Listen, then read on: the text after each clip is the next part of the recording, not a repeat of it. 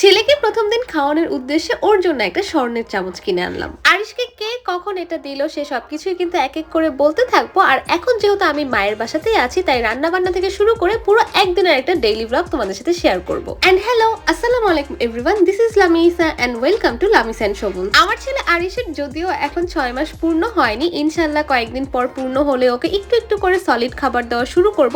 তবে তার আগেই কিন্তু আমরা একটা স্বর্ণের চামচ পেয়ে গেলাম। পুরো ঘটনাটা শুনতে হলে কিন্তু অবশ্যই ব্লগটা দেখতে হবে। যেহেতু আজকে সকাল থেকেই ব্লগ করার ইচ্ছা ছিল তাই শুরুই করেছিলাম ব্রেকফাস্ট দিয়ে। আর সকালের নাস্তায় ছিল রুটি, আলু ভাজি আর ডিম সিদ্ধ। আর এই খাবারটা আমার অনেক বেশি কমফোর্টিং মনে হয়। আর সেই সাথে ছিল 1 কাপ রং চা। এখন সকালে দুধ চা খাওয়াটা বন্ধ করে দিয়েছি। আর তোমরা অবশ্যই দোয়া করো যাতে আস্তে আস্তে এই নেশাটা ছাড়তে পারি। লাস্ট ভিডিওতে তোমাদেরকে বলেছিলাম আম্মু চালতার আচার বানানোর প্রিপারেশন নিচ্ছিল। তো চালতাগুলো প্রথমে ভাপ দিয়ে, তারপর একটু ছেঁচে, তারপর অনেকগুলা শুকনা মরিচ দিয়ে আম্মু কড়াইয়ে দিয়ে দিল। আর তারপরে একটু রং হওয়ার জন্য, মানে কালারটা সুন্দর হওয়ার জন্য ফুড কালার দিয়ে দিল।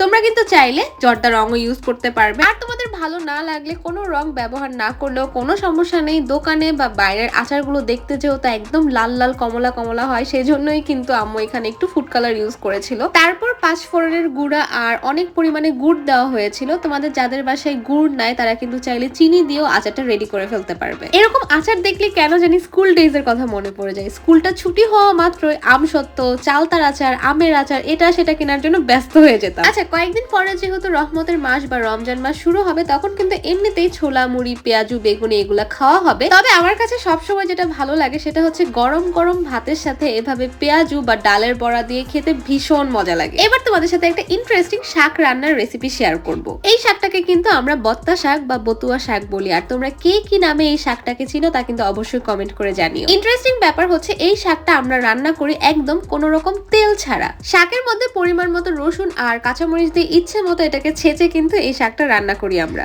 আচ্ছা, আরো কিছু রান্না বান্না শেয়ার করার আগে বলে নেই আমার শাশুড়ি মায়ের নিজের হাতের বানানো এই হার্বাল তেলটার কথা।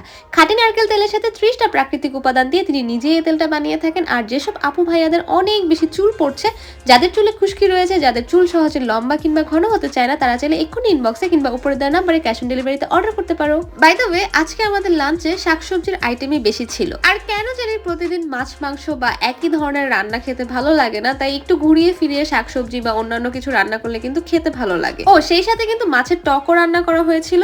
এদিকে আজকে আমার মনটা ভীষণ খুশি ছিল কারণ আমার এক রিলেটিভের কাছ থেকে আমি কিন্তু এই পারফিউমটা গিফট পেয়েছিলাম। পারফিউম গিফট পাওয়া কিন্তু একটা অন্যরকম আনন্দের ব্যাপার, তাই আমি বারবার ঘুরিয়ে ফিরিয়ে এটাকে দেখছিলাম। তো রুষামণি বলল শুধু কি তোমার গিফটই ব্লগে দেখাবে, আমিও তো গিফট পেয়েছি আমার ফ্রেন্ডের কাছ থেকে। তো আমি ওকে বললাম ঠিক আছে তোমার গিফট গুলো দেখানো হবে। তো আমাকে বলছিল যে ওর ফ্রেন্ড সাফরিনা ওকে এই হেয়ার ক্লিপস গুলো দিয়েছিল।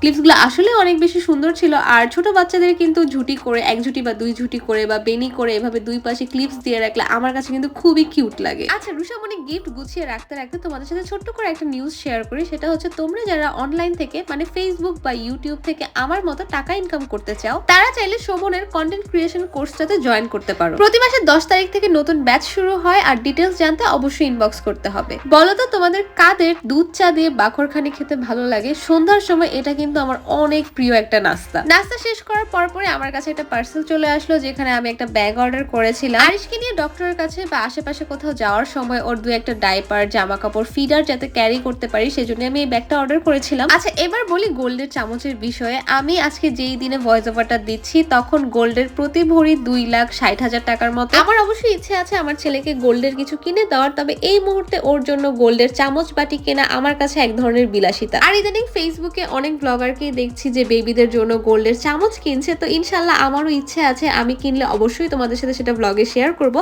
সো আজকের মতো ব্লগটা এই পর্যন্ত। কেমন লেগেছে তা অবশ্যই জানাবে। Thanks for watching. Tata, bye bye, আল্লাহ হাফেজ।